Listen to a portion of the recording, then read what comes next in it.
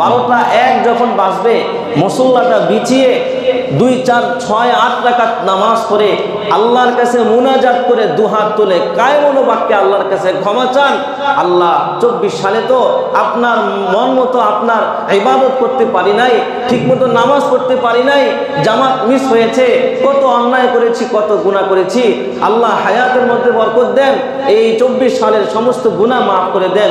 25 সালে যেন আমার কখনো জামাত না ছুটে সেই তৌফিক দেন।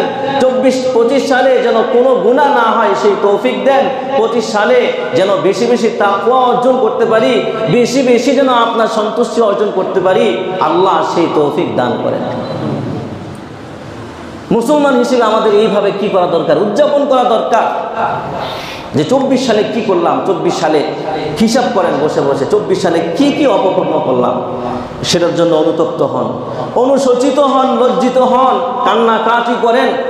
25 সালের জন্য প্রতিজ্ঞা করেন, সংকল্প করেন যে 25 সালে ইনশাআল্লাহ দুনিয়ার কোনো শক্তি আমাকে নামাজ থেকে, দুনিয়ার কোনো ব্যক্তি, কোনো মানুষ, কোনো বস্তু আমাকে জামাতে নামাজ আদায় করা থেকে বিরত রাখতে পারবে না। এটা তো হিম্মত করেন। দুনিয়ার ক্ষেত্রে আমাদের কত সংকল্প, আমি একদিন ডাক্তার হব, আমি একদিন ইঞ্জিনিয়ার হব, আমি এত টাকা কামাবো, উদ্যোক্তা হয়ে যায়, রাত দিন মেহনত করতেই থাকে, দুনিয়ার পিছনে দৌড়াইতেই থাকে। কিন্তু আমাদের এই সংকল্প হয় না, এক ওয়াক্ত নামাজ মিস দেব না, এক ওয়াক্ত নামাজ মিস দিব না, আমার দ্বারা কোনো গুনাহ হবে না, আমার দ্বারা কোনো অন্যায় সংগঠিত হবে না। এই সংকল্প আমাদের দ্বারা হয় না। মুহতারাম হাজিরিন, পরিহার করেন, অনেক হয়েছে, অনেক হয়েছে। 31st নাইট নিয়ত করেন যে পালন করবেন না।